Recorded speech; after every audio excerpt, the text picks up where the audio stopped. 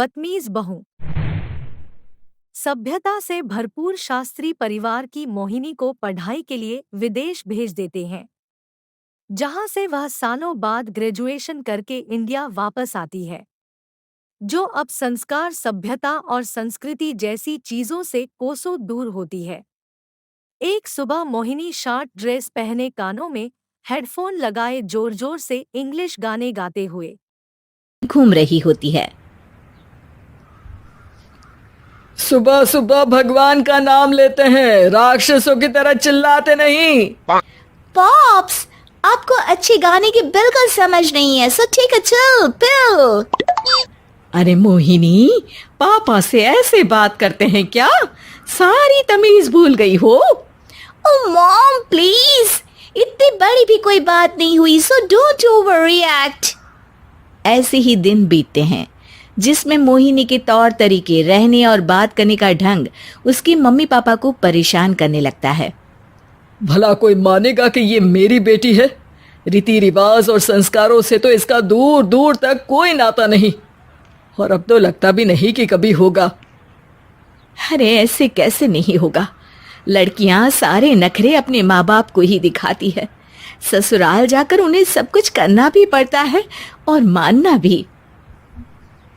पत्नी की बात शास्त्री जी समझ जाते हैं और कुछ ही दिनों में अपने से भी ज्यादा धार्मिक परिवार में निखिल के साथ मोहिनी का रिश्ता पक्का कर देते हैं। रिश्ता तो पक्का कर दिया, पर यहाँ मोहिनी को कैसे मनाएंगे? शादी ब्याह के मामले में आटे में नमक जितना झूठ तो चलता है जी। इसी तरह एक के बाद एक तिकड़म लगाते हुए दोनों मिलकर मोहिनी को शादी के लिए तैयार कर लेते हैं और मोहिनी निखिल की शादी हो जाती है, जिसके अगले दिन से ही मोहिनी दोबारा अपने पूरे अवतार में शॉर्ट ड्रेस पहनकर घर में घूमने लगती है। बहू को ऐसे देख सास की आंखें फटी की फटी रह जाती हैं। अरे ये क्या बेशर्मी है, हमारे घर की लड़कियां जींस तक नहीं पहनती और तुम बहू होकर इतने छोटे कपड़े पहनकर पूरे घर में घूम रही हो। सीरियसली मॉम, प्लीज आप अपनी इस 80 के दशक वाली सोच में मुझे इंक्लूड मत करो। हाय तौबा, एक तो बेशर्मी दिखाती है, ऊपर से सास के साथ जुबान भी लड़ाती है। अरे जल्दी कपड़े बदल कर आ, घर की पहली आरती तुम्हें ही करनी है। इतनी देर में निखिल भी वहां आ जाता है। माँ पापा आने वाले हैं, पूजा का सारा सामान तैयार है ना? ये पूजा हमेशा मेरे बॉयफ्रेंड्स के पीछे पड़ी रहती थी और अब हस्बैंड के पीछे भी आ गई। मोहिनी की बातें सुन सास तो अपना सिर पकड़ लेती है, लेकिन निखिल किसी न किसी तरह उसे पूजा के लिए कन्विंस करके कपड़े चेंज करने के लिए भेज देता है, जिस पर पूजा खत्म होने के बाद वो एक बार फिर अपनी शॉर्ट ड्रेस में आ जाती है। बहू, ये क्या तरीका है? संस्कार नाम की कोई चीज है या नहीं? नहीं ससुर जी, संस्कार मेरा दूसरा बॉयफ्रेंड था, अब तो मेरा उससे कोई कांटेक्ट नहीं है। मोहिनी का जवाब सुन के ससुर तो भगवान नाम जपते वहां से चले जाते हैं, लेकिन सास बहू के बीच कहासुनी फिर शुरू हो जाती है, जिसे इग्नोर करते हुए मोहिनी घर से बाहर चली जाती है और देर रात घर वापस आती है। मोहिनी, मैं जानता हूँ कि तुम विदेश में रही हो और तुम्हें वहीं की आदत है, पर यहाँ चीजें कुछ अलग है। अगर तुम उस हिसाब से कुछ एडजस्ट कर लो तो सबके लिए सही हो जाएगा। I am not in a lecture mood. Good night. अगली सुबह मोहिनी देर से उठकर एक बार फिर उसी तरह सबके सामने आती है, जिस पर उसके सास कुछ बोले उससे पहले ही मोहिनी की दोस्त मोनिका और रेचल वहां आ जाती हैं। Oh hi darling, how are you?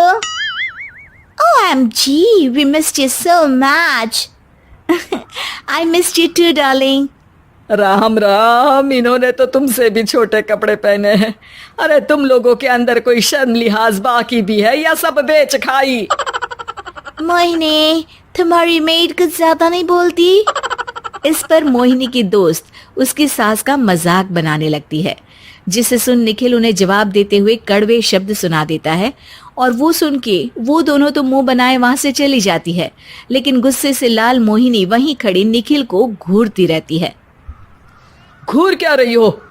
तुमसे शादी की ये सोचकर कि विदेश में पढ़ी लिखी हो, घर में कोई पॉजिटिव चेंज लाओगी, अपनी करियर के लिए एम्बिशियस होगी, पर अपने इस बिहेवियर से उस पढ़ाई के साथ साथ अपने मम्मी पापा के नाम को भी डुबो रही हो।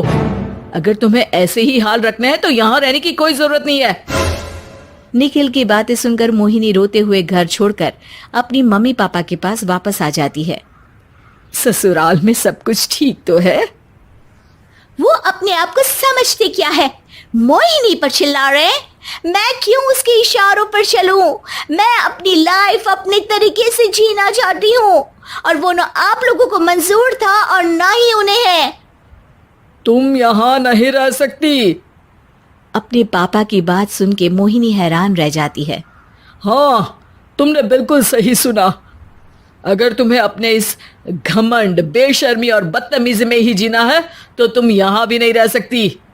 बेटी, मैं मानता हूँ हमारे यहाँ रीति रिवाज बहुत मायने रखते हैं और हमने उन्हीं के ओवरडोज से बचाने के लिए तुम्हें विदेश भेजा था। एक लड़की जो शादी करके घर और बच्चे संभालती है, उससे तुम अपने आप को ज्यादा समझ सको इसके लिए भेजा था।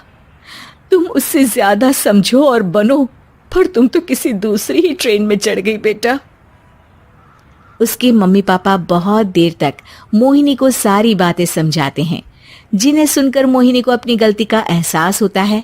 वो जॉब ज्वाइन कर लेती है और ससुराल वापस आकर उन्हें मॉडर्न बनाती है और खुद भी कुछ रिवाज सीखते हुए खुशी से रहने लगती है।